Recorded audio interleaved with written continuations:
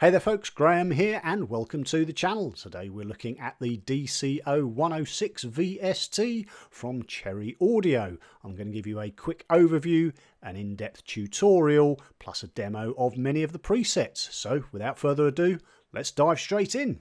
Well, what have we got? We've got a virtual synth that models all the aspects of Roland's original Juno 106, from its digitally controlled oscillator, one per voice, through to its famed chorus effect. But we get a few extra bells and whistles, such as additional LFO waveforms, more controls for the VCA and VCF sections, up to 16 voice polyphony versus the original 6 voice, an arpeggiator, and extended effects section including delay and reverbs. Currently at £20 or $25, this seems quite a bargain, and so much so that I indeed bought this VST for myself. So how does it all work? Well, let's start off with the DCO section, as that's the main sound generator. In the DCO section we have the choice of the two main waveforms. So we have a saw wave and we have a pulse wave, or we can have a combination of the two. In addition, we have a sub-oscillator which sounds an octave below the main waveforms.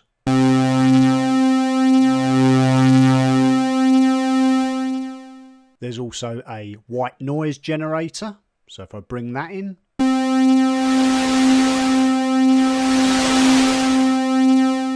and if we want to, we can turn off all the waveforms and the sub-oscillator and just have white noise. We have the range section, which sets the pitch of the waveform using traditional organ footage.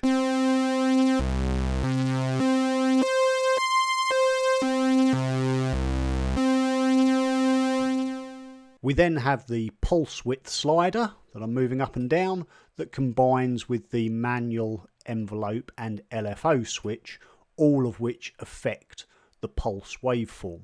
In the manual switch setting, the pulse width slider affects the duty of cycle of the pulse waveform. So at 0, you get a perfect square wave, and moving the slider up narrows the pulse of the waveform and also the thickness of its sound.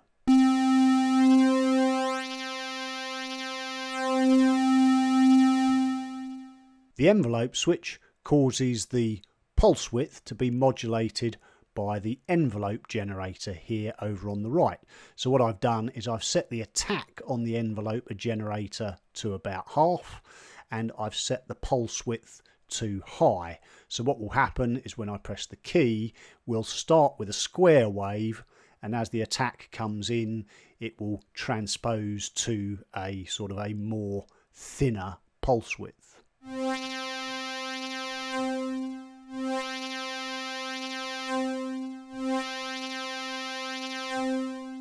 And then with the LFO switch, this causes the pulse width to be modulated by the LFO over here on the left hand side. The depth of the modulation is set by the pulse width slider, and the rate is defined by the rate slider in the LFO section.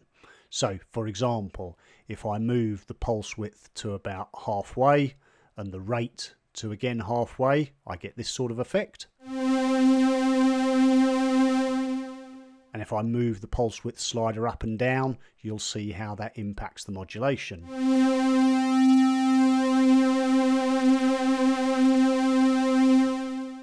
And if I move the rate up and down, you'll see the rate of the pulse width modulation changes.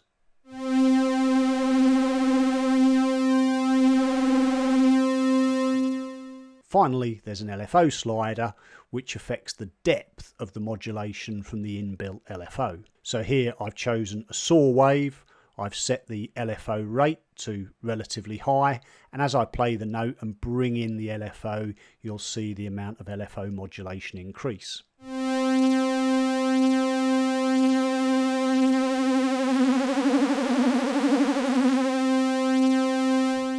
The LFO slider can be used to impact either the pulse wave or the saw wave or the sub-oscillator, unlike the pulse width slider, which only affects the pulse waveform. So that's the DCO section. Next, over on the left hand side, we have the LFO, or low frequency oscillator. This doesn't make any sound on its own, but what it does do is generate a sub-audio signal which can be used to modulate the main digital oscillators. To start with, we have a mod wheel on-off button up in the top left corner.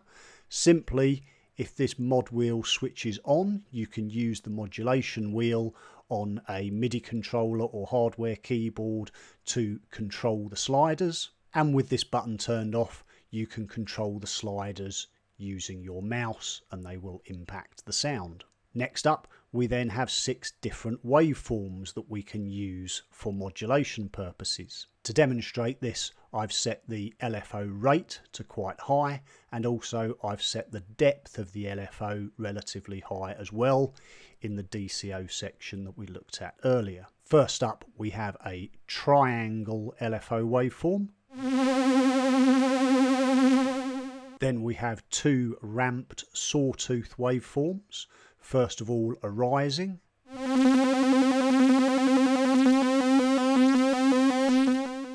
And then a descending. We then have a square LFO waveform.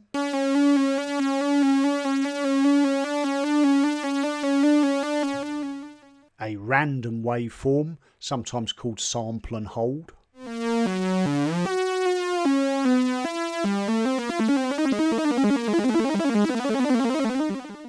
And a good old-fashioned sine wave.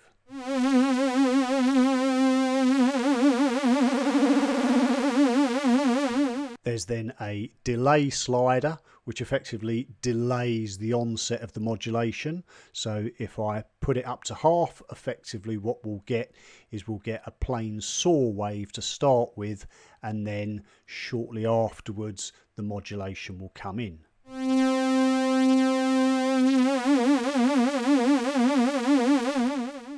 And then finally in this section there's a sync button, which if pressed will sync the rate of your LFO to whatever the tempo is set at within your DAW.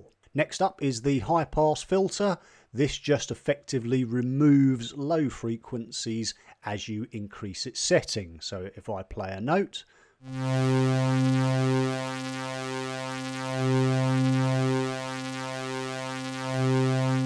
you can hear as I move the frequency slider up and down for the high pass filter, the sound noticeably thins.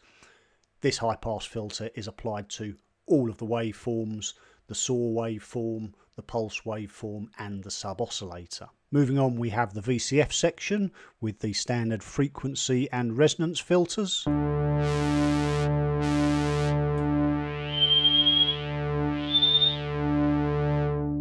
We then have 4 sliders: the envelope slider, the LFO slider, the keyboard slider and the velocity slider, as well as an envelope switch. The envelope slider sets the amount of envelope modulation, and with the envelope switch in the up position, this affects the cutoff frequency, and with the envelope switch in the down position, this reverses the effect.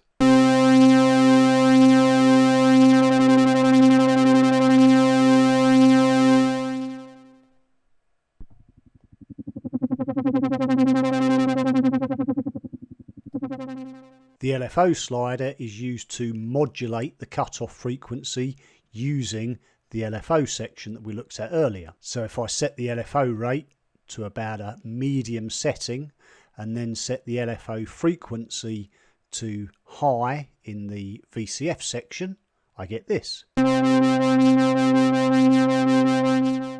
then as I lower the slider,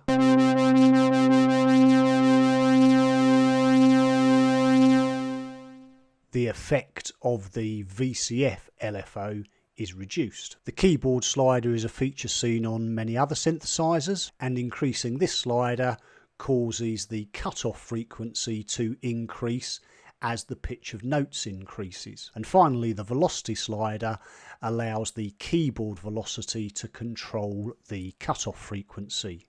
The higher this slider is set, the more sensitive the keyboard becomes in controlling that frequency. Next up we have the VCA section, short for voltage controlled amplifier. We have an envelope and gate switch, and then we have 3 sliders: level, LFO and velocity. The level switch effectively controls the amplification, so it's sort of like a secondary volume switch.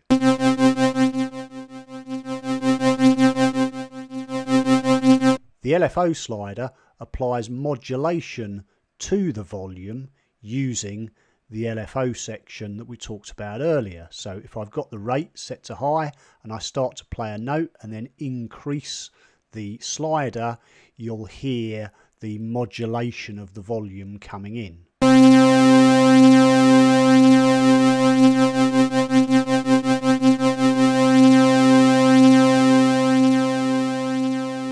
And the velocity slider simply sets the sensitivity of the keyboard. The higher the slider is set, the more sensitive it will be to velocity when you're playing. So very useful if you want to play expressively with, say, piano type sounds. And then there's a gate switch and envelope switch. Effectively, set at envelope, this means the volume will track in line with the generated envelope with a fairly lengthy release. But if I set it to gate, the volume will cut off immediately when I release the key. And then finishing off this top half section of the synthesizer, we have the envelope generator section with a standard ADSR envelope generator for attack, decay, sustain and release. So with the attack set down to 0, I effectively get sort of instant sound generation. But if I move it up to about 2/3, then the attack is much slower.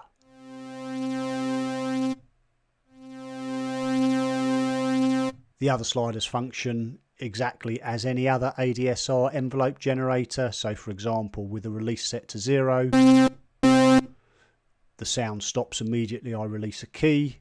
If I move the release up and hit a key, it will continue to sound and slowly fade out even though I've released the key on my keyboard. So then moving on to the bottom section of the synth, the first section we come to is the bender section. In here there are 3 sliders for DCO, VCF and VCA, and these allow you to use the pitch bend wheel or joystick on a hardware synth or a MIDI keyboard to control either the pitch of the oscillators, the cutoff frequency or the amplification. With the pitch bend slider set to its maximum, effectively this means that when you use your pitch bend wheel you can bend the pitch up to 1 octave. So if you see over on the left hand side here, you'll see the pitch bend moving, and this moves 1 octave.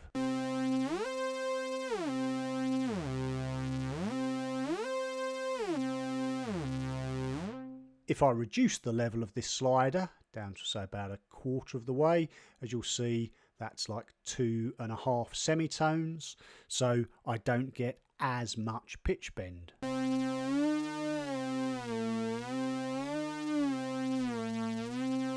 We then have the VCF slider, and as I said earlier, this controls the cutoff frequency with the pitch bend wheel. So again, if I play a note,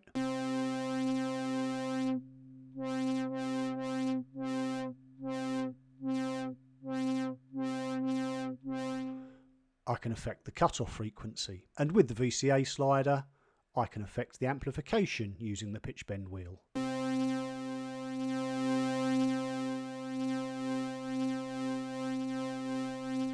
Moving on again, the next section we have is the voice assign. Here you can set the polyphony of the synth, so you can set from 2 voices. If I scroll that up to 16 voices, which means that at 16 voices you're unlikely to have notes dropping out, unlike the original Juno 106, which only had 6 voice polyphony. There's then a chord button which allows you to memorize a chord and then play it back using a single key. In order to do this, I'll press the chord button, and as you'll see, the chord button starts flashing. If I play a simple chord, so this is C, E and G, When I release it, you'll see the chord button has gone to a solid red. Now, if I press an individual key, for example C, it will play that chord. And if I move up the keyboard on individual keys, the chords will be transposed.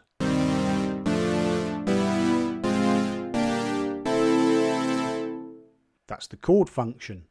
We then have two poly functions.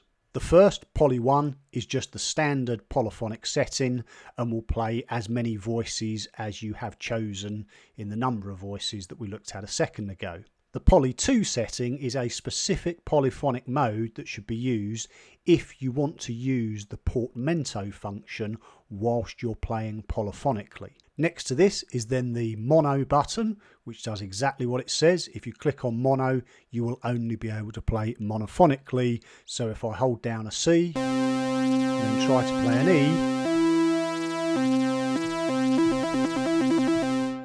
the previous note cuts out when you play the subsequent note because it can only play one voice at a time.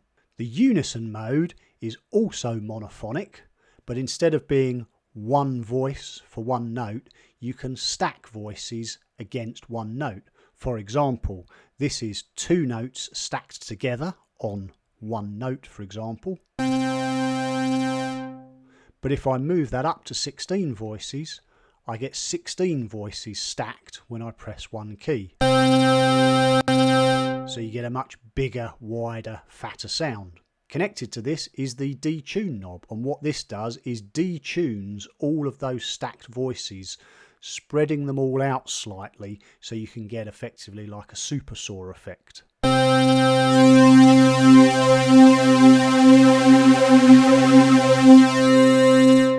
And then there's the portamento mode.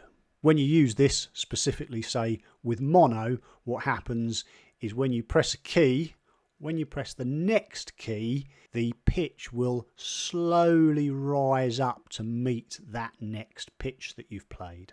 So for example, I've got this set to about halfway on the portamento. So if I press C, and then if after C I press an E,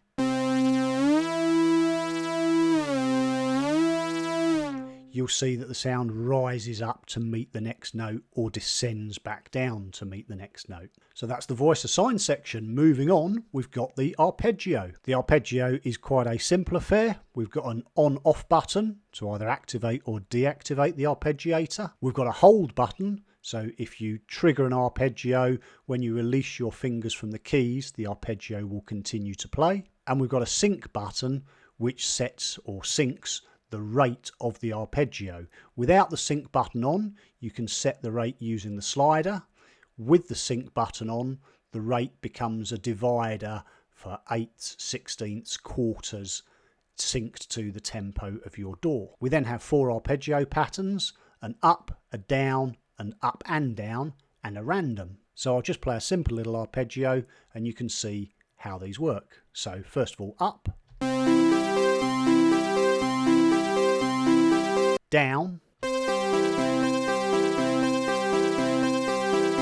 up and down, and random.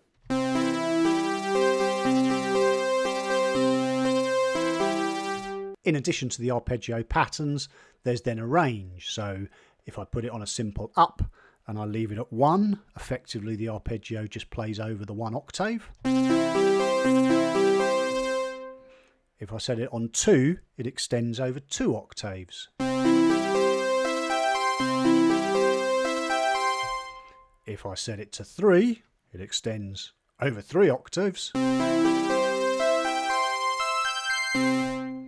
And if I set it to 4, you guessed it, 4 octaves. And that's the arpeggio section. Moving on from there, we then have the famed chorus section, which was the most noticeable part of the original Juno 106 and has been emulated very well here. With the chorus off, this is what a standard saw wave sounds like. Pretty boring. If I press the chorus on, all of a sudden we get a thicker, wider sound. There's 2 choruses available. The second chorus is pretty similar, but with a slightly faster modulation. And you can adjust the depth of the chorus using the stereo width.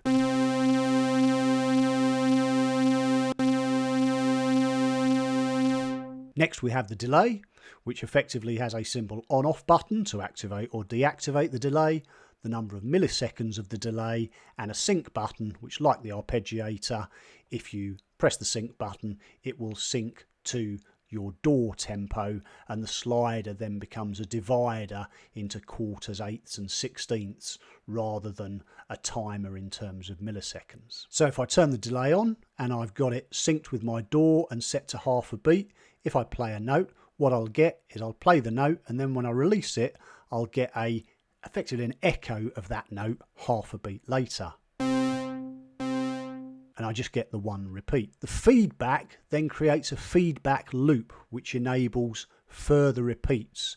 So if I bring that up to about sort of just over 75% and then press and release a key, I'll get multiple repeats.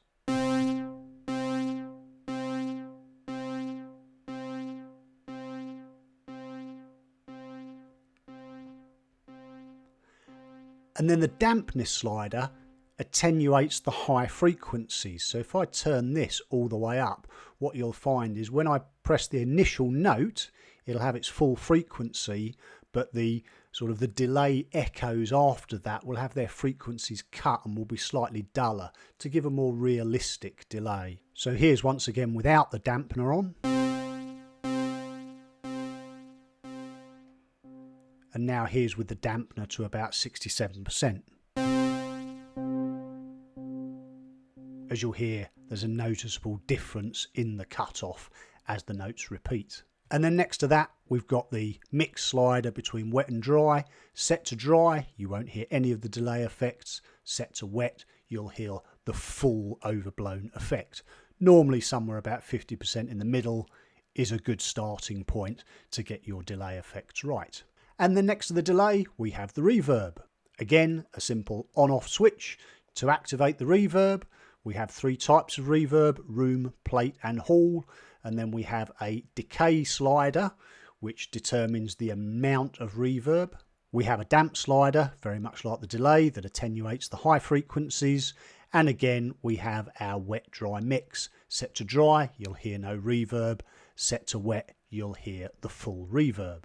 With the decay set to full, what you'll hear when I hit the key is a very long, large reverberation. And I can reduce that by reducing the decay slider. If I bring the dampness slider up, you'll notice that that reverb resonance is muted somewhat through the attenuation of the high frequencies. So here's without the dampener again.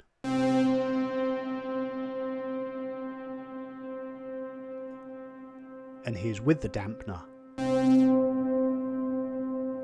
As you'll see, that resonance is much more muted and rounded off, giving a much more natural reverb resonance. And then finally, we have the master volume control and the tuning control. Generally speaking, you'll leave this set in the middle at 0. However, if you did want to detune your synthesizer for certain effects, you can use this, for example.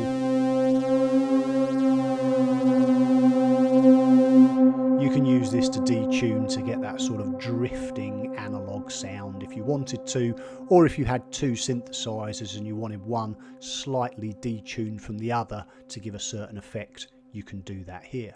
And then absolutely last of all at the top, we have the toolbar. This has a number of functions. The new, effectively if you do that, it will create a new blank preset from where you can create your own sound and then save it. We then have the preset manager itself, and in here you can see the presets are all ordered by categories and all the presets listed here that you can choose from, and you can rename them and save your own presets into these sections. We've then got an undo and a redo button, so if you made a change to a sound and you couldn't quite remember what it was and you wanted to go back, you can just press the undo button or redo to get back to where you were again. There's then a setting button which allows you access to various things, general things around the synth the interface itself and your account with Cherry Audio. There's a zoom button which allows you to control the size of the interface. And then most interestingly, there's a MIDI button here which opens up all the MIDI parameters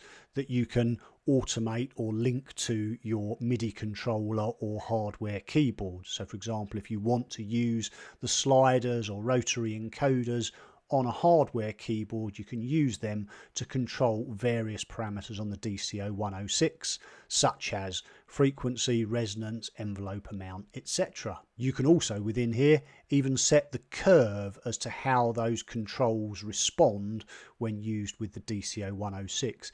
Is it a linear one-to-one fashion, or is it a much more sort of curved, slower attack, or a much more immediate attack?